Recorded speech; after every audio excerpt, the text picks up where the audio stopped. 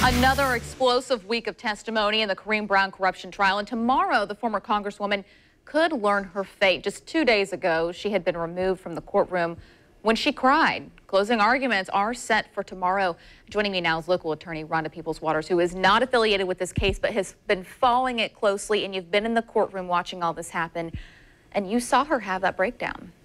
Yes, I did. It was very unexpected.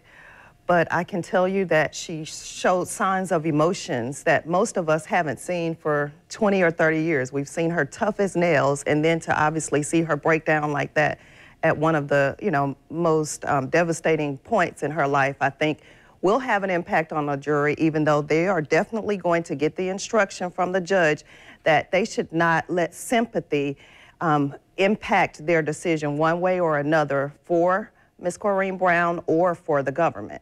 I think a lot of people right now are torn as far as which way to go here, and I know we talked about there's several charges here. Some could be thrown out, but some could follow through. Absolutely. So I can tell you from the evidence that we've seen, it looks like the government has a tougher job proving beyond a reasonable doubt, which is the standard regarding the conspiracy charges. We had Ronnie Simmons and Carla basically saying that they were stealing from each other. There were things that Ronnie Simmons said he did that he did not let Corrine Brown know about. So I think that there is going to be a hole that the jurors are going to find missing when it comes to those conspiracy charges. As it comes to the tax charges, I think that that is a more provable charge. And of course, Corrine Brown made some admissions as it relates to, just her negligence with taking care of her own taxes.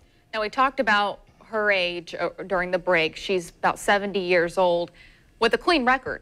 So, and what a lot of you do know at home is that your record does affect the outcome. The judge looks at that. There's points that are racked up. And if you've got a clean record and her age, again, what does that really mean for her? How does that bode for her? Well, of course, in the federal sentencing guidelines, they can take into account, of course, your criminal history.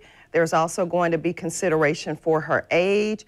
Depending on which charges, if any, she's found guilty, that'll adjust those guidelines, as well as there are special points in there that says that if you abuse a position of trust, which of course, as a congresswoman, that can be determined, then you can get additional points. So I do think that if she is found guilty of only the tax charges, then that would likely bring about maybe a probation term more so than the government looking at prison or the judge determining a prison sentence. But obviously, worst case scenario, if found guilty on all, she would go to prison. It is very likely, if she's found guilty of all of these 22 counts, that she will be facing some substantial prison time. And I think that that is going to, of course, it should not impact what the jurors make a decision on. They should only look into the evidence, but that is going to be a tough decision that this judge has to make in comparison to all that we've seen this congresswoman put up for the community. And what do you think has gone wrong in this case for her? Because I know she had that witness list, but that didn't really turn out for her. Well, I do think that the defense's strategy of only putting forth 4 witnesses was not the best strategy. I would have liked to seen more details and providing witnesses who said, yes, my child did attend this trip to China, or more witnesses to supplement what Corrine Brown's testimony was as to the donations that she made. And I think that's important to talk about the intent. And the intent is going to be the heavy issue that this jury is going to have to decide. And one last question, because I know we have to wrap, but what are we expecting to happen tomorrow?